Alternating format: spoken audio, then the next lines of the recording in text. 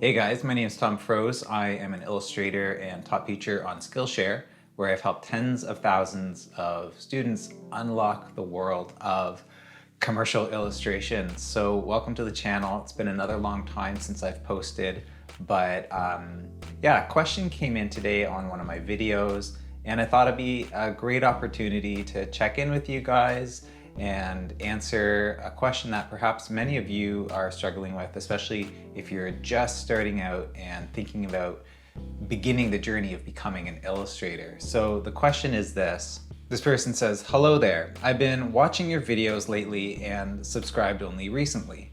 Your talks are very helpful, but there's something I'm still confused about. When you're getting started, let's say there's no project yet. How do you decide what to create? Do you create with your imagination, or do you take some other artwork and illustrate that? I mean, how do you decide about your personal projects? What do you make? It's very hard to decide.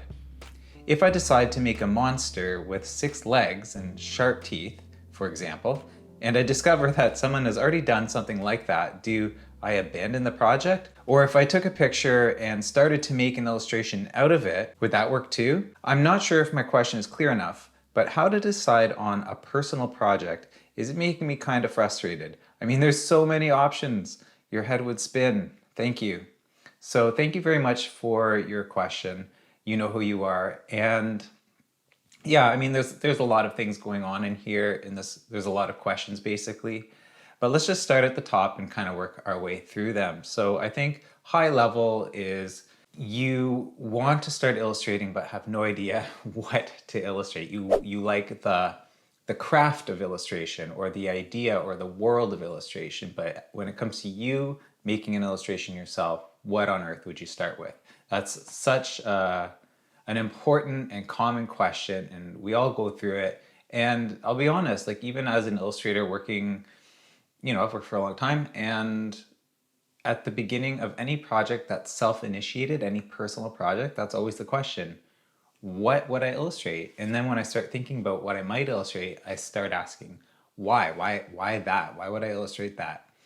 So you're hitting on a lot of important things here. So I think this question comes in response probably to one of my more popular videos on YouTube, which is the one, things you can do before even lifting a pencil if you want to start as an illustrator.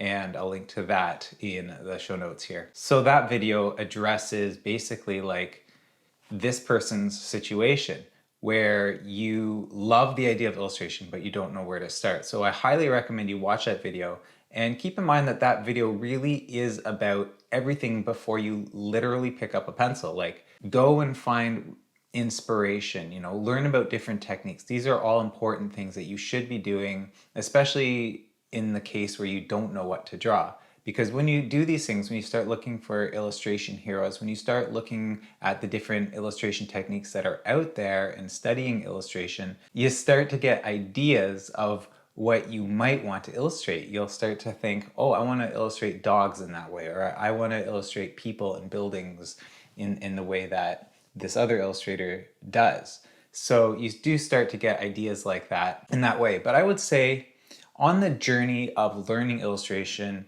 like anything, like any skill that you learn, you start by imitating. So when you're imitating, your goal isn't to create cool art that other people go, "Wow, that's so cool. I'm so glad you posted that on your Instagram. I'm gonna like it."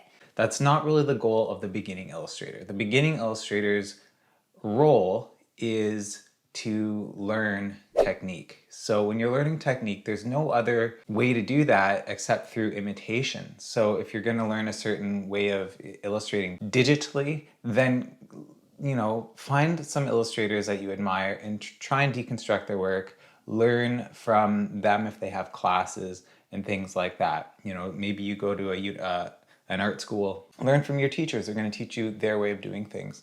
So that's just what you do. You have to learn other people's techniques and kind of copy, if not their art and their style, definitely the kind of techniques that they recommend. So that's really all there is to it. And while you do that, you can kind of take the pressure off yourself to have any great ideas. You might have an assignment or something where you have to illustrate a person or an animal or a shape or whatever. Just pick a shape and do it. Just pick a person and like don't worry so much about whether it's the best idea ever. As you develop technique, then you start getting to a point where you want to have both good ideas and the ability to execute them in an illustration. So that's when you start to think about, like, in your case, this monster that you're thinking of drawing in your example. Then you have to start thinking a little bit more deeper about, what does the monster look like? Why does it look a certain way? And a lot of the things that you choose about this thing will be informed by your techniques and your style. And of course, you just have to get used to using your imagination.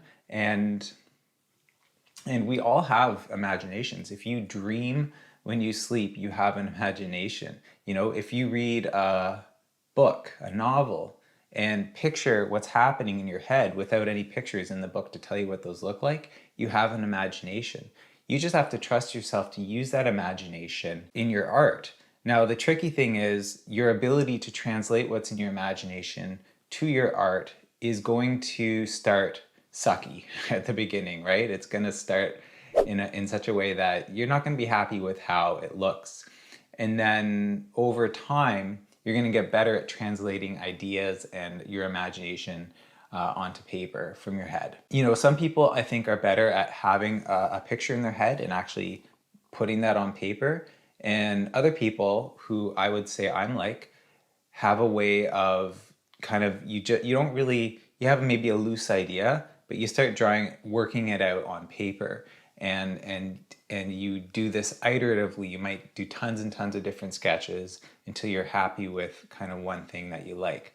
So that is both a way of getting used to representing what's in your imagination on paper, but it's also getting used to what actually comes out when you try that.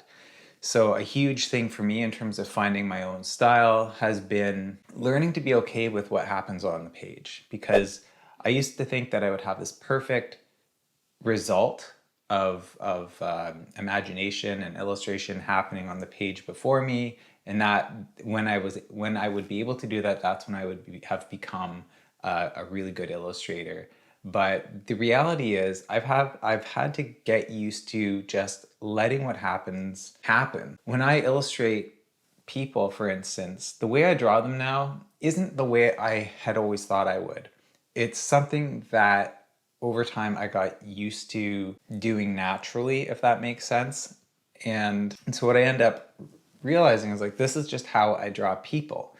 And if I'm going to be drawing people in my illustration style, this is what they're going to look like. So I lean into that. I think that there's this process of kind of figuring out what you're trying to do on purpose, like trying to get better at drawing people in this example, but also becoming acquainted with what you end up drawing naturally and seeing if you can make those two things kind of overlap, so that it's not, I mean, if you were to start just drawing people and you have no drawing experience, the way you draw people might not be very good, neither to you nor to any audience. So you do need to acquire some skill in order to actually illustrate people in a way that you like, that's interesting to look at, and resonates with other people. But there is this kind of sweet spot where it's all of these things. Other people like it, it comes naturally from you, and it involves some skill that you've acquired over time as an illustrator, whether that's a technique in some kind of media or something like that. So that's really addressing the first part of the question here, where it's like, do you create with your imagination, or do you take some other artwork and illustrate that? So you start by imitating other people to learn. And then over time, you start to have skills and techniques and try to apply that to something that's more imaginative. Now, your next question here is about deciding about personal projects. And I don't know how to answer that, really. I mean, you have to be interested in something outside of illustration and want to bring that to life with illustration. So in my case, one of my interests is running. So that's a good starting point for me if I want to create a personal project for illustration. I'll think maybe I'll just do something about running. That's just a quick, easy example. Another thing would be to follow some kind of a brief. So create some kind of constraints for yourself. So an example of this is on Skillshare, one of my classes is called the style class. And in the style class, the project is a personal project. It's something that I assign to people, but they have to figure out what the theme is and what they're going to illustrate and what the techniques and tools they're going to use in their project, all those kinds of things.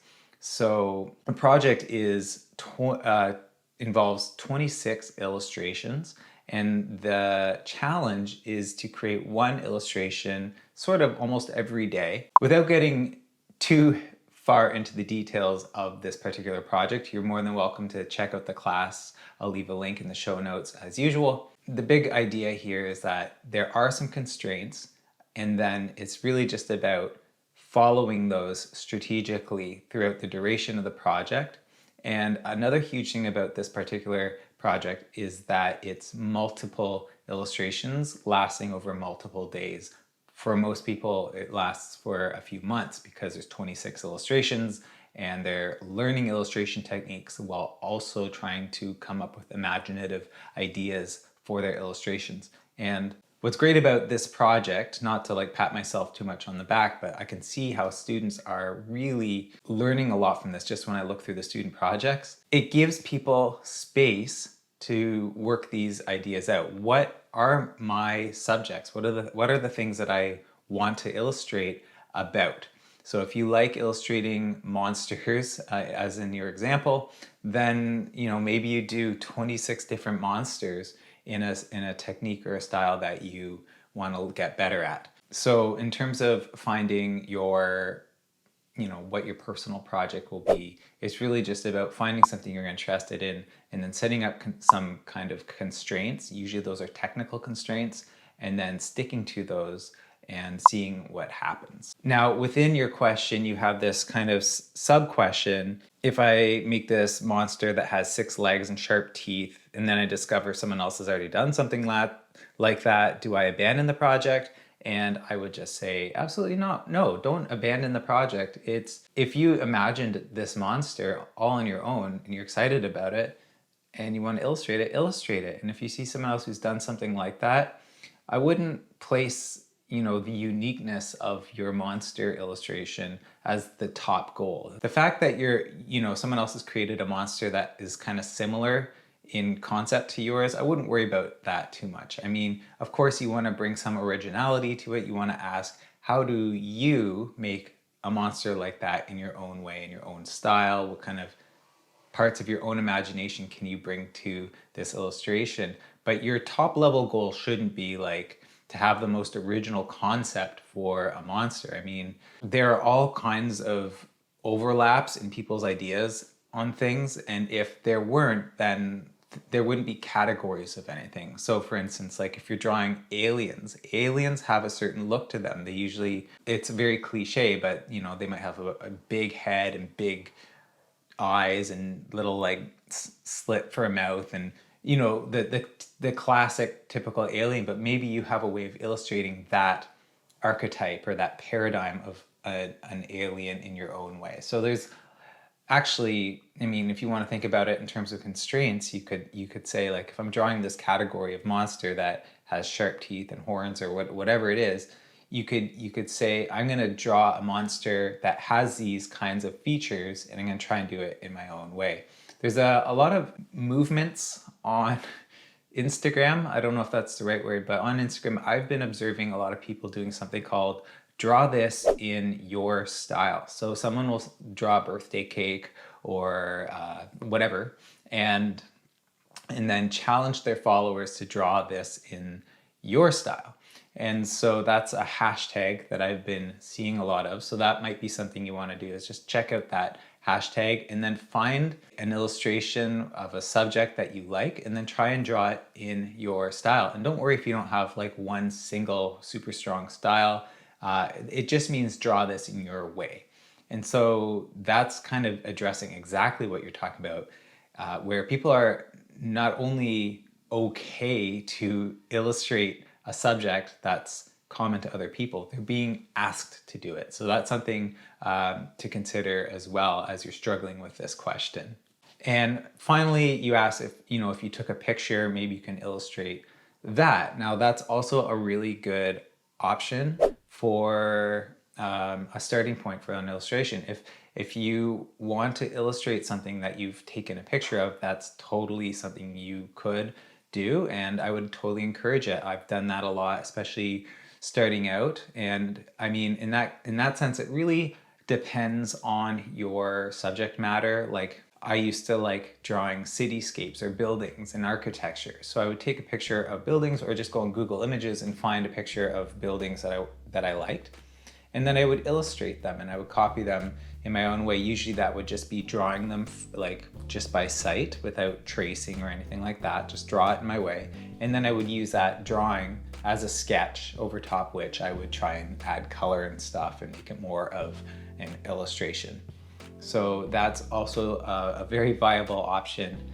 And yeah, I mean, I hope this quick little video answers your question. It's really common to struggle with what to illustrate, especially at first, because you love illustration, but you don't know where to start illustrating yourself. So if you haven't already, please go watch my video, 5 things you can do before even lifting a pencil. Again, I'll leave a link in the show notes below.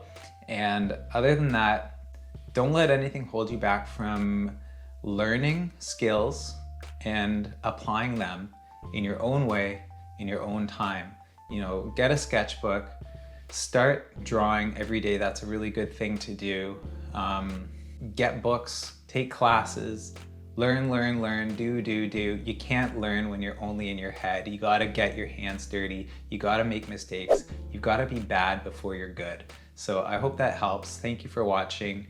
And if this video helped you at all, please be sure to give it a big thumbs up and subscribe to the channel if you want to receive updates when I post more videos like this. All right, guys, I'll see you in the next one. Bye.